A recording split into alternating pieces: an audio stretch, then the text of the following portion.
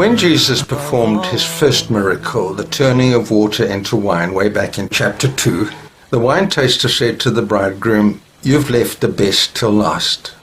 Now in chapter 11, when Jesus performs his last miracle, the raising of Lazarus from the dead, he's left the best till last. This is his greatest miracle. Paul says the last great enemy is death, and now Jesus sets out to conquer that enemy. You remember at the end of chapter 10, we left Jesus walking down that rough, dangerous road from Jerusalem to the Jordan, leaving behind the Pharisees and the cold. And I believe he used the next 3.5 months to regain his strength to prepare for the great trial that was to come. Now that 3.5 months is nearly over, and Jesus receives news that Lazarus is dead. Now, it would have taken a messenger a day to travel down to the Jordan to bring the news. Jesus then delays for 2 days, and then it will take him a day to travel back again.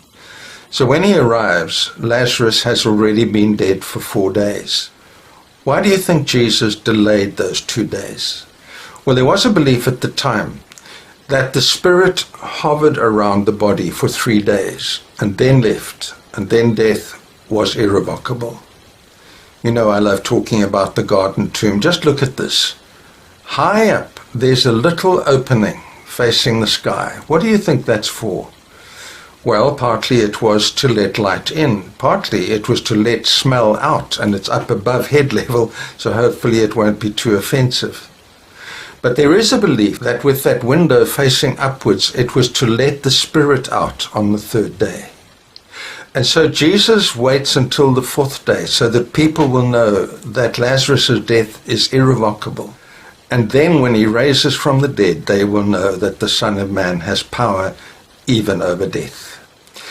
In this passage, Jesus deals with 3 different, very different personalities, and he deals with each of them differently, as he always does with us. First, there's Thomas. Thomas is a congenital pessimist. He finds it very hard to be cheerful. All he can say when he hears that Lazarus is dead is, "Let's go and die with him." Thomas is the Eeyore among the disciples. And I often wonder, why did Jesus choose him? Surely if you want to change the world, you're going to choose a bunch of gung-ho, can-do people. But Jesus chooses him, perhaps to show that even a pessimist can change the world. Thomas seemed to have a bit of a problem with believing in the resurrection. And Jesus doesn't try to argue him out of that. He just takes him with him and allows him to see the resurrection of Lazarus. Thomas needs to see.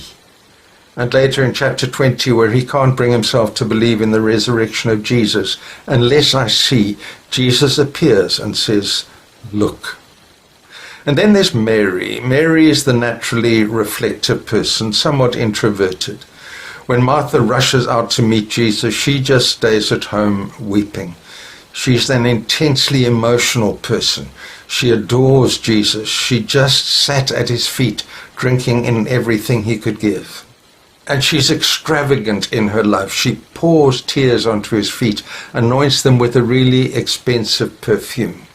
She's a really quite easy person to love. And now she comes and falls at Jesus' feet weeping. How does Jesus deal with her? He doesn't try to talk her out of her grief.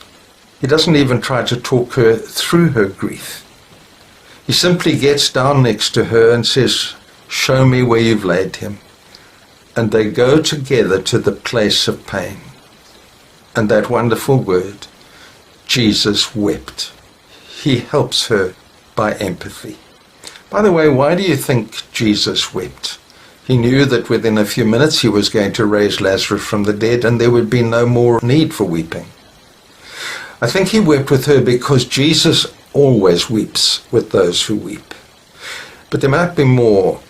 I think Jesus at this moment is feeling the loss of his friend, and he's weeping for what Satan has done to his world, where there wasn't meant to be sickness and death and pain.